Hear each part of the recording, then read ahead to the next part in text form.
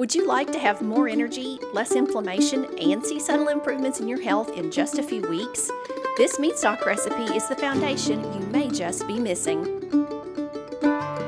Hey everybody, welcome to Feast and Farm. My name is Rachel Ballard, and this is a channel where I teach you food as medicine so that you can live, love, and do more of what brings you joy. And today I'm teaching you a foundational recipe. It's something that has helped me nourish my body, control and regulate autoimmune flares, and I really feel like it's important for your health too. Meat stocks give your body collagen, trace minerals, and essential amino acids. And of course, because you're getting it in a whole food source, you're getting all the cofactors and enzymes that make all of those components work together for your health, which is something you can never get from a pill or a powder. I have been using this recipe from the beginning, and I noticed within a couple of weeks of starting that my fatigue was a little bit better, and I was starting to get just a little bit of sensation in the tops of my legs, which had been numb for a couple of years.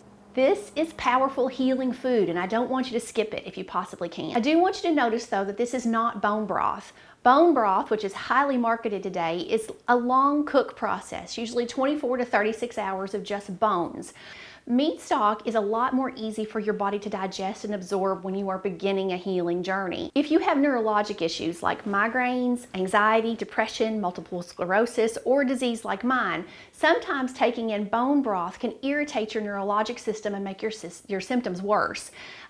Bone broth has really high natural glutamates or natural MSG in them, which can be very irritating to the neurologic system. That's why I encourage everyone, especially beginners, to begin their healing journey with the meat stock, which is a shorter cook time, it has less glutamates, and it's less likely to irritate your body. Here's what you'll need. 1 tablespoon of sea salt, 1 small head of garlic, 1 whole onion, 3 to 4 pounds of any meat you like with the bones and skin, a whole pastured chicken or cheaper legs and thighs, fish parts including the head, pork, beef, or lamb, 1 tablespoon of raw apple cider vinegar. In a 5-quart or larger stainless steel pot, add filtered water to cover the meat by 1 inch. I have an excellent under the sink water filter, but if you don't, buy a bottle of spring water to use. I'm also using made in cookware here. It's really important to work with non-toxic pots and pans. I'll leave a link to their products in the description box for you. Add the vinegar to the pot followed by the salt, and then cut the garlic and onion in half and add them to the pot. No need to peel.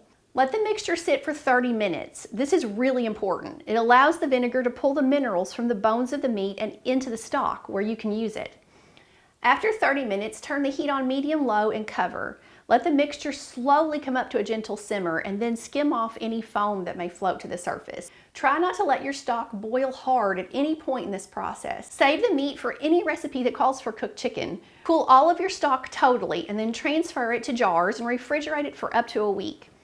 Or you can do what I do and make double or triple batches and bag your stock into 1 or 2 cup portions and freeze it, taking out a cup or 2 every day.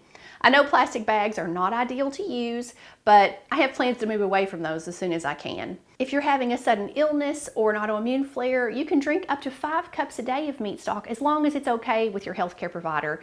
If you have a trusted one you can ask, make sure you check with them before you do anything different with your healthcare routine.